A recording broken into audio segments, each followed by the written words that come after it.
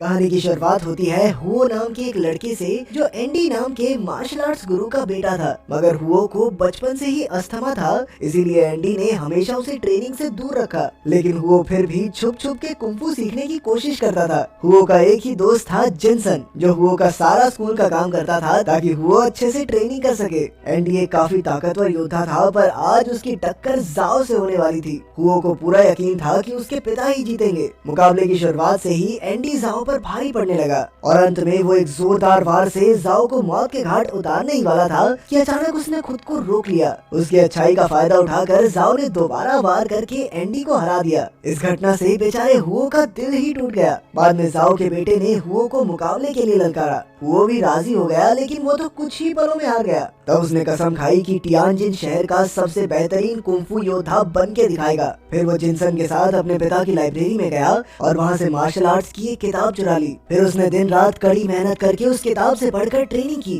कुछ समय बाद उसने जाओ के बेटे को फिर से ललकारा, पर इस बार हुओ की बेहतरीन तैयारी के सामने वो भी नहीं टिक पाया। इस घटना के कई साल बाद हुओ अब मार्शल आर्ट्स का जबरदस्त योद्धा बन गया था। उसके पिता की मौत हो गई थी और अब वो अपनी माँ और छोटी बहन के साथ रहता था। अब तक हुओ न जाने कितने योद्धाओं को बड़ी आसानी से हरा चुका था। चारों ओर उसके चाहने वाले काफी बढ़ गए थे, लेकिन इसी चक्कर में वो घमंडी होकर अपने पिता के उसूलों को भूल गया। अब वो बस शराब पी के मस्ती मारता था और साथ ही उसके स्टूडेंट भी उसकी देखा देखी बहुत बिगड़ गए। कई बार तो वो इतनी शराब पी लेता कि घर वापस लौटना ही भूल जाता। धीरे धीरे उसका सारा पैसा खत्म हो गया और वो कर्ज में डूबने लगा। पर वो अब भी ऐसे ही बेफिक्र घूम रहा था मानो कुछ हुआ ही ना हो। एक शाम वो अपने दोस्त जिनसन के यहाँ गया, जो काफी अमीर बिजनेसमैन बन गया था और पास ही में उसका एक रेस्टोरेंट भी था। हमेशा की तरह हुओ ने खूब शराब पी और अपने स्टूडेंट्स को भी मुफ्त का खाना खिलाया। तब जिनसन के नौकर ने उसे बताया कि हुओ ने पिछले एक साल से बिल नहीं भरा है। फिर रात को जिनसन ने हुओ को समझाया कि तुम्हारे चेले तुम्हारे साथ सिर्फ मुफ्त की शराब और खाने के लिए हैं। पर हुओ को उसकी बात ठीक नहीं लगी और वो गुस्सा होकर वहाँ से चला गया। अगले दिन हुओ को अपना दुश्मन किन दिखा, जिसने अब तक अपने सभी ओपोनेंट्स को मात दी थी। अचानक उन दोनों के बीच बहस छिड़ गई, जिससे हुओ अंदर तक जल उठा।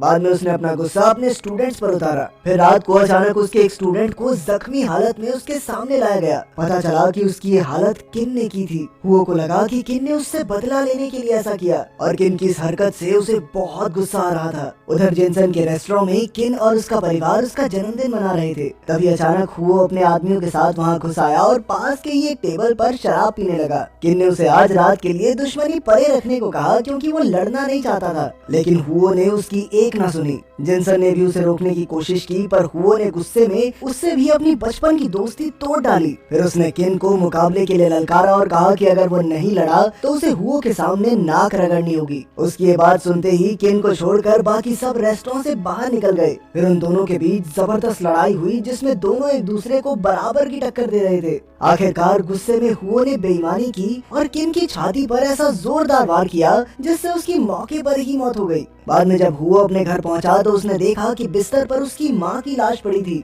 असल में किन के चाहने वालों ने हुओ से बदला लेने के लिए ऐसा किया था। हुओ पूरी तरह टूट गया और अचानक उसे याद आया कि उसकी बहन भी घर में ही थी। वो दौड़कर कमरे में गया तो उसके पैरों तले जमीन खिसक गई, क्योंकि वो भी लहूलुहान पड़ी थी और उसके हाथ में छोटा सा तोहफा था जो उसने हुओ के लिए तैयार किया था। इससे हुओ को बहुत गहरा सदमा लगा। जब वो बाहर आया तो लोगों ने उसे बताया कि जिस लड़के को किन ने पीटा था, उसने किन की पत्नी के साथ बदसलूकी की थी। किन ने उसे बेवजह नहीं अपनी पत्नी की इज्जत को बचाने के लिए पीटा। ये सुनकर हुओ पछतावे और दुख से भर गया और उसे जिंदा रहने का कोई मकसद दिखाई नहीं दिया। आखिरकार वो एक कश्ती में बैठकर कहीं दूर निकल गया। उसके अंदर जीने की तमन्ना बिल्कुल नहीं बची थी और शायद वो मर भी जाता, लेकिन कुछ ही समय में नदी किनारे रहने वाले लोगों ने उसकी जान बचा ली। उन्होंने उसकी खूब देखभाल की, मगर जब हुओ को होश आया तो वो सदमे में चला गया और उसने किसी से बात नहीं की। तब मून नाम की एक अंधी लड़की ने उसकी देखभाल की और उसकी दादी ने कहा कि हुओ जल्द ही ठीक हो जाएगा। फिर एक दिन मून ने हुओ के बाल छुए जो काफी लंबे हो गए थे।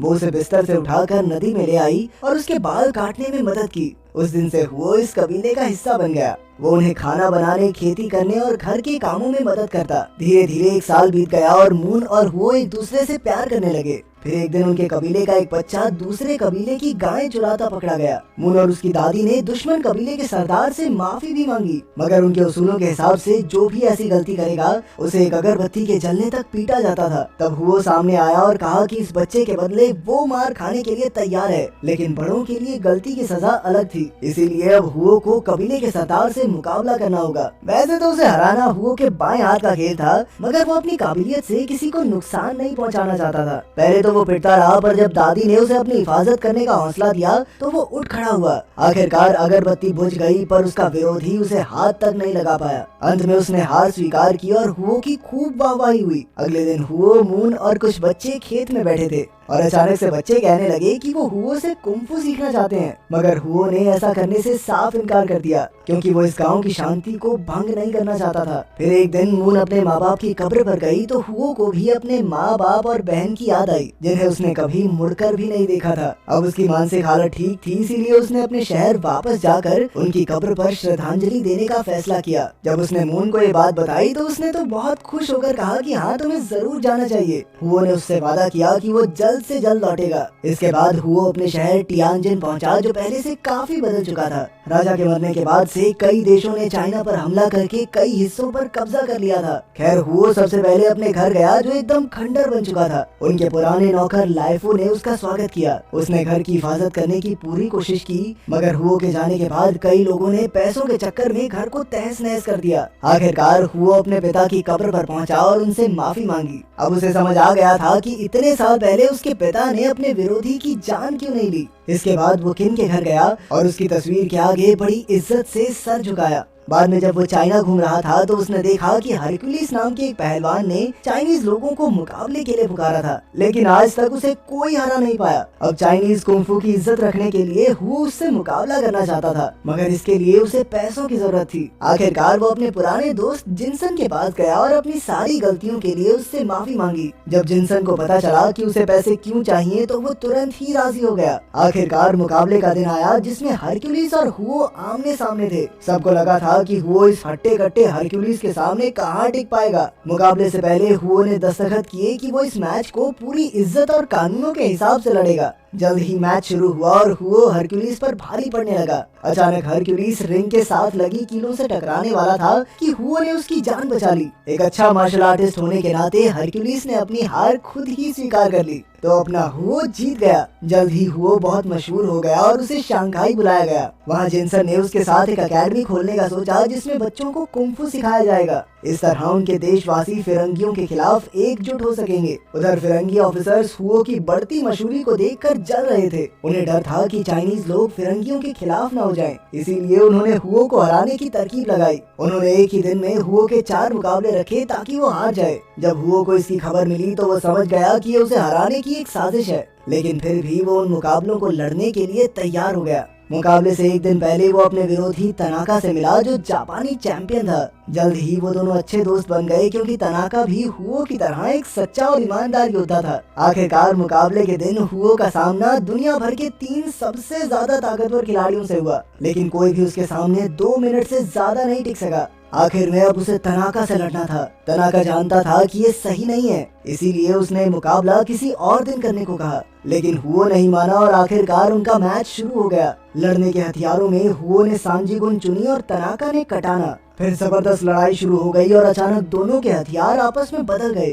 तनाका सांजी गुन चलाने में माहिर नहीं था, इसीलिए हुओ ने फिर से हथियार बदल लिए और जल्द ही पहला राउंड ड्रॉ हो गया। अगले राउंड से पहले हुओ ने चाय पी, मगर वो नहीं जानता था कि फिरंगी ऑफिसर्स ने इसमें जहर मिला दिया था, क्योंकि वो किसी भी हद तक गिरकर उसे हराना चाहते थे। फिर जैसे ही मैच शुरू हुआ तो हुओ को खून की उल्टियां होने लगी। हुओ की हालत देखकर तनाका ने उसे मुकाबला रोकने को कहा, मगर जब हुओ को एहसास हुआ कि उसे जहर दिया गया है तो वो समझ गया कि वो जिंदा नहीं रह पाएगा, इसीलिए उसने मैच जारी रखने को कहा। आखिरकार हुओ हारने ही वाला था कि उसने तनाकी की छाती पर वही जबरदस्त वार किया जिससे किन की मौत हुई थी। पर इस बार उसने पहले ही खुद को रोक लिया क्योंकि अब वो अपनी गलती से सीख चुका था। उसी वक्त अचानक से वो जमीन पर गिर गया। आखिरकार तनाका और ह्यूओ को विजेता घोषित किया गया। ह्यूओ ने जानबूझकर खुद को वार करने से रोका था। कुछ ही पलों में ह्यूओ तनाका की बाहों में गिरकर भगवान को प्यारा हो गया। अंत में हम देखते हैं कि ह्यूओ की आत्मा मून के घर के बाहर खेत में पहुंची। अचानक मून दौड़कर उसके पास आई क्योंकि वो अंधी होने के बावजूद भी उसे महसूस कर सकती थी। अगर वीडियो पसंद आए तो लाइक कर देना, चैनल को सब्सक्राइब कर देना। मिलते हैं अगली वीडियो।